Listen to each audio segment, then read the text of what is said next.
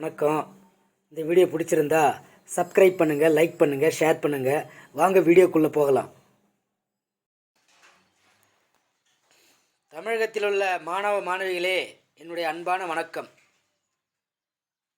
NEET தேர்வு கடந்த 17ஆம் தேதி நடந்து முடிந்தது.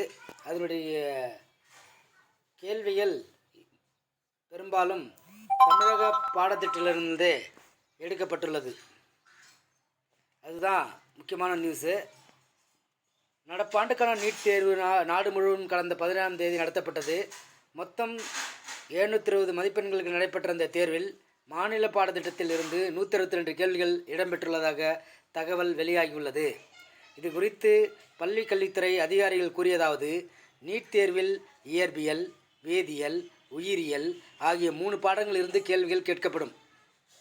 ஒவ்வொரு பிரிவிலிருந்தும் தலா 50 கேள்வி வீதம் மொத்தம் 200 வினாக்கள் இடம்பெறும். அவற்றில் மாணவர்களுக்கு 180 கேள்விகளுக்கு பதிலளித்தால் போதுமானது. எஞ்சிய 20 வினாக்கள் சுய விருப்பத்துக்கான கூடுதல் வாய்ப்புகளாக வழங்கப்படும். அதன்படி நடப்பாண்டுக்கான தேர்வில் இடம்பெற்ற 200 கேள்விகளில் 162 கேள்விகள் தமிழக பாடத்திட்டத்தில் இருந்து, 38 கேள்விகள் மற்ற பாடத்திட்டத்திலிருந்தும் கேட்கப்பட்டுள்ளன.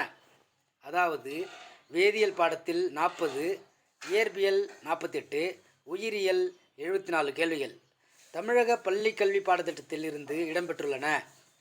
எனவே நம் பாடத்திட்டத்தில் உள்ள 11ஆம் வகுப்பு 12ஆம் வகுப்பில் பாடநூல்களை நன்றாக படித்தவர்கள் நீட் தேர்வை சிறப்பாக எதிர்கொண்டிருக்க முடியும்.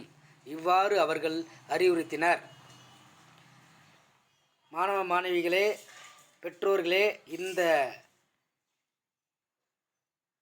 செய்திகளை உடனுக்குடன் மாணவர்களிடம் எடுத்து செல்ல வேண்டும்.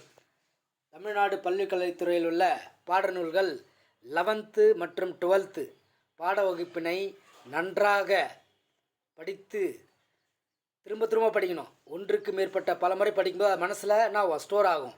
படித்து நீங்கள் நீட் தேர்வு ஸ்பேஸ் பண்ணிங்கனாக்கா கண்டிப்பாக 5 மார்க் எடுக்க முடியும். என்னுடைய நெஞ்சான வாழ்த்துக்கள் மாணவ மாணவிகளே. வணக்கம்.